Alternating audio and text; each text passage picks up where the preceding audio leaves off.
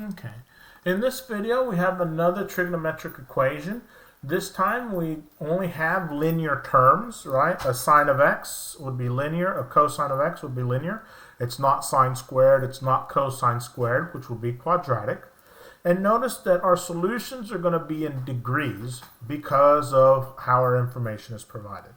So if we're going to try to solve this, we're going to want to be clever. There's no Pythagorean identity that I could use. So I'm going to have to try and think of other approaches. So let's see what happens, right, if I separate these two. Right, so sine of x root 3 equals cosine of x. Right, so separate the two. Add cosine of x to both sides. Okay. Now, from there, I might say, wait a second. If I divide both sides by the cosine of x, then I can say, hey, sine of x divided by the cosine of x needs to equal 1, right? As long as, and this is very important,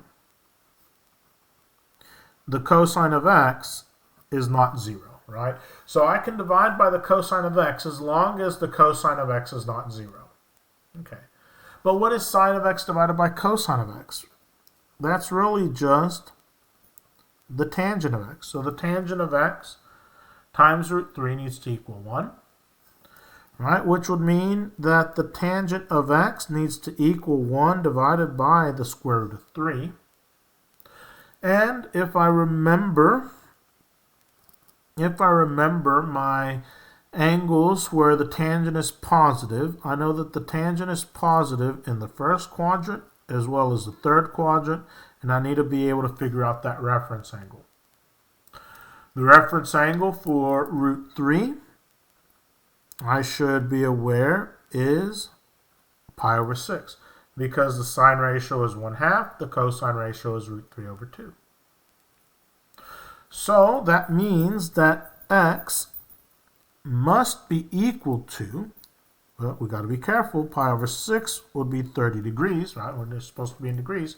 So x must be equal to 30 degrees, right, or x must be equal to 210 degrees. And so these would be my two solutions on the interval from 0 to 360, right, that if I were to come around and have 360 degrees, that's what I would expect to have. Right? Now I can verify this on my calculator. So amazing what technology can do for us. Right? Help us out a bit. So I can come over and clear, and what's my equation? Root 3 times the sine of x minus the cosine of x. Right? And I want to find out when does it equal 0. Right? And notice that I might choose to change my mode to be in degrees. And I would need to change my window to be between 0 degrees and 360 degrees. And maybe I'll let each tick mark be 30 degrees. Right? And so I'll go ahead and come over and graph. And so I see I have one intersection at that first tick mark, so at 30 degrees.